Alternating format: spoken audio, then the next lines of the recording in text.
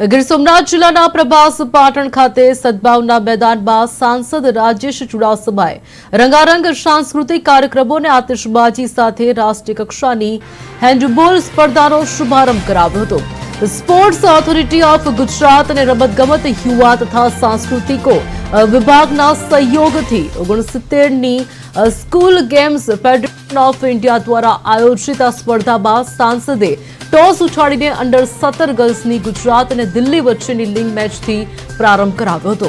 પ્રથમ જ્યોતિર્લિંગ સોમનાથના આંગણે રાષ્ટ્રીય સ્તરની સ્પર્ધાનું આયોજન થવું ગીર સોમનાથ અને ગુજરાત માટે ગૌરવની વાત છે।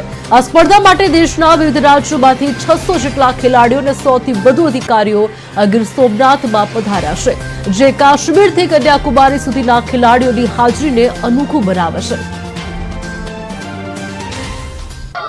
આજરોજ સોમનાથની પાવન ધરા પર 69મો હેન્ડબોલ રાષ્ટ્રીય સ્કૂલ ગેમ્સની શરૂઆત થઈ છે। આજથી જે શરૂઆત થઈ છે તે 31 તારીખ સુધી આ સ્કૂલ ગેમ રમાશે। એમાં ટોટલ 31 ભારતભરમાંથી ટોટલ 31 ટીમોએ ભાગ લીધો છે અને 600 કરતાં વધુ ખેલાડીઓ અહીં પોતાનું ઉત્કૃષ્ટ પ્રદર્શન આપશે। હેન્ડબોલ એસોસિએશનના પ્રમુખ તરીકે મેં શરૂઆત કરી છે ત્યારે આ હેન્ડબોલ ફેડરેશન છે એમણે ભૂતકાળમાં નેશનલ ગેમ ઓપન પણ કરી છે અને હેન્ડબોલને આગળ વધારવા માટે ખૂબ પ્રયાસો કર્યા છે। હવે પછી મારી એવી ગણતરી છે, અમારી ટીમની ગણતરી એવી છે કે 2030માં જે કોમનવેલ્થ ગેમ આપણા માનનીય ભૂપેન્દ્રભાઈ પટેલજી અને માનનીય હર્ષભાઈ સંઘવીજીની આગેવાનીમાં થવાની છે, એમાંથી આપણા ગુજરાતના પ્લેયરો તો રમે જ, પરંતુ ભારતભરમાંથી પણ પ્લેયરો રમે એવી અમારી હેન્ડબોલ એસોસિએશનની જવાબદારી રહેશે। અને ગુજરાત સરકારનો આ તબક્કે હું ખૂબ ખૂબ આભાર માનું છું, કેમ કે આ SGFI અંતર્ગત અમને આ હેન્ડબોલની જે આજે નેશનલ ગેમ થઈ રહી છે એમાં ખૂબ સાથ 69મી રાષ્ટ્રીય સ્કૂલ ગેમ 2025-26 નું આયોજન કરવામાં આવ્યું હતું।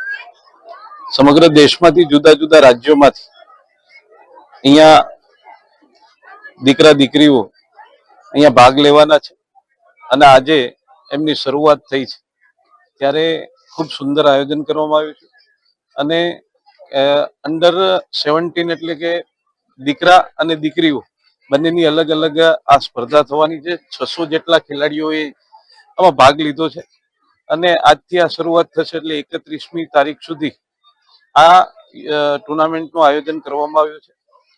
સરકાર તરફથી તમામ વ્યવસ્થાઓ કરવામાં આવી છે।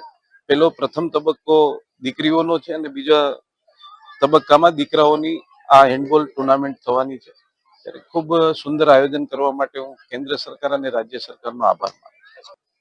અહીંયા હમણાં થોડા દિવસ પહેલા આપણે સૌ જાણીએ છીએ કે અહીંયા સ્વાભિમાન પર્વની ઉજવણી થઈ, ત્યારે એ સ્વાભિમાન સનાતન ધર્મનું અને આ સ્વાભિમાન રમતનું, ત્યારે તમામ ખેલાડીઓને મેં શુભેચ્છાઓ આપી છે અને ભગવાન સોમનાથને પ્રાર્થના કરી છે કે એમણે જોયેલા સપનાઓ, કારણ કે આ સંકલ્પની ભૂમિ છે અને સપના પૂરા થવાની ભૂમિ છે, ત્યારે એમના સપના પૂરા થાય એવી ભગવાનને 69th નેશનલ સ્કૂલ હેન્ડબોલ ગેમ્સનું અંડર 17 ગર્લ્સ અને અંડર 19 બોયઝનું આયોજન કરવામાં આવી રહ્યું છે।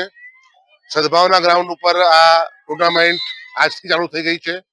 પહેલા અંડર 17 ગર્લ્સ અને ત્યારબાદ તારીખ 27 થી અંડર 19 બોયઝ ની ટુર્નામેન્ટ અહીંયા સ્કૂલ ગેમ્સ થવાની છે।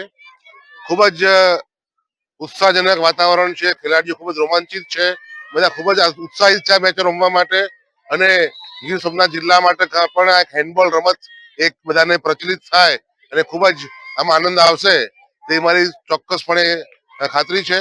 અને તમામ ખેલાડીઓને સંપૂર્ણ સુવિધાઓ તંત્ર દ્વારા આપવામાં આવી છે, તેમના માટે રહેવાની જમવાની તમામ વ્યવસ્થાઓ પૂરી પાડવામાં આવી છે અને ખૂબ જ સારા માહોલમાં આ ટુર્નામેન્ટનું આજે ભવ્ય શરૂઆત થઈ છે।